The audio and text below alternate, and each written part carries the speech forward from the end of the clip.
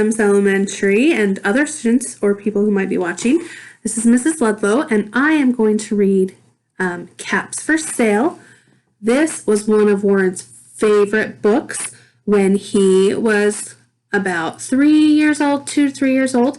We would read it so often that he practically had the whole book memorized. But here we go.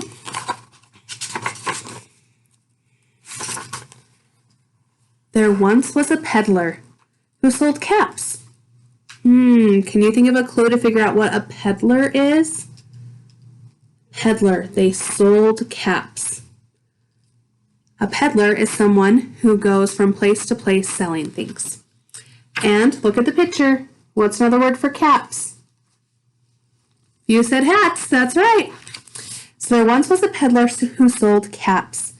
He was not like an ordinary peddler, carrying his wares on his back. He carried them on top of his head.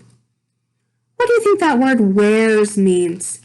He's carrying them on top of his head, and he's a peddler, and we just learned that a peddler is someone who sells things. I would think, he carries his wares on his head.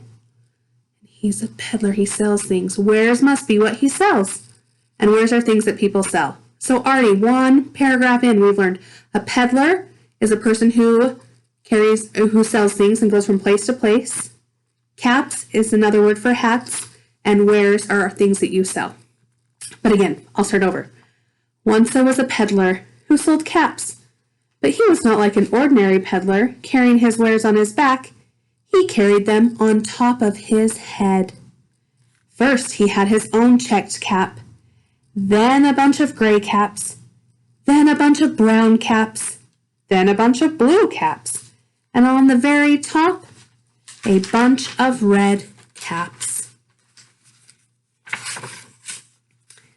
He walked up and down the streets, holding himself very straight so as not to upset the caps.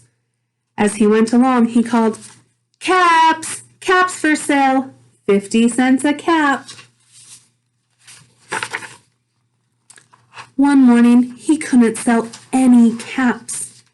He walked up the streets, and he walked down the streets, calling, "Caps! Caps for sale! 50 cents a cap!" Would you have bought a cap for 50 cents? But nobody wanted any caps that morning. Nobody wanted even a red cap. He began to feel very hungry, but he had no money for lunch. "I think I'll go for a walk in the country," he said, and he walked out of town, slowly, slowly, so as not to upset his caps. He walked a long time until he came to a great big tree. "That's a nice place for a rest," he thought, and he sat down very slowly under the tree and leaned back little by little against the tree trunk so as not to disturb the caps on his head. Then he put his hand up to feel if they were straight. First his own checked cap, then the gray caps, then the brown caps, then the blue caps, then on the very top, the red caps. They were all there, so he went to sleep. He slept for a very long time. When he woke up, he was refreshed and rested. And what do you notice? What is missing? Before standing up, he felt with his hand to make sure his caps were in the right place. All he felt was his own checked cap. How do you think he's feeling right now? They're missing. He looked to the right of him. No caps. He looked to the left of him. No caps. He looked to the back of him. No caps. He looked behind the tree. No caps. Then he looked up in the tree. And what do you think he saw? Take a minute. Make a prediction. Remember, a prediction is a guess. What do you think he saw? On every branch sat a monkey.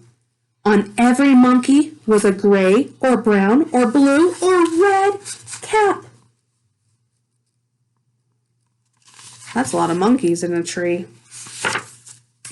The peddler looked at the monkeys. The monkeys looked at the peddler. He didn't know what to do. Finally, he spoke to them.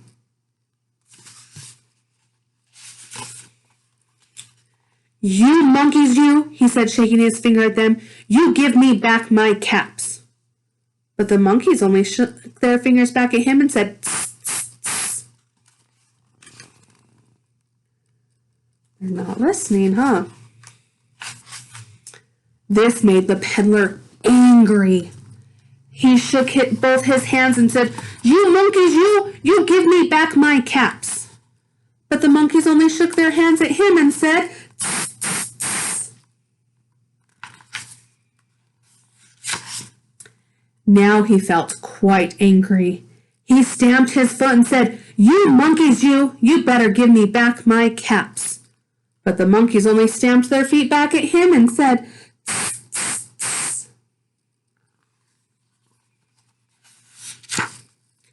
By this time, the peddler was really very, very angry. He stamped both his feet and shouted, you monkeys, you must give me back my caps. But the monkeys only stamped their feet back at him and said, tss, tss, tss. Ooh, what do you think is going to happen next? At last, he became so angry that he pulled his cap. He pulled his own cap and threw it on the ground and began to walk away. Ooh. But then each monkey pulled off his cap. And all the gray caps, and all the brown caps, and all the blue caps, and all the red caps came flying down out of the tree.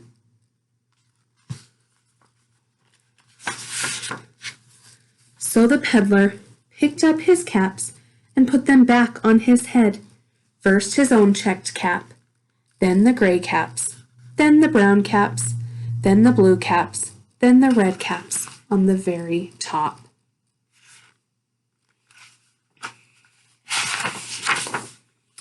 And slowly, slowly, he walked back to town calling, caps, caps for sale, 50 cents a cap. The end. Remember, you can take an AR test on it. Caps for sale.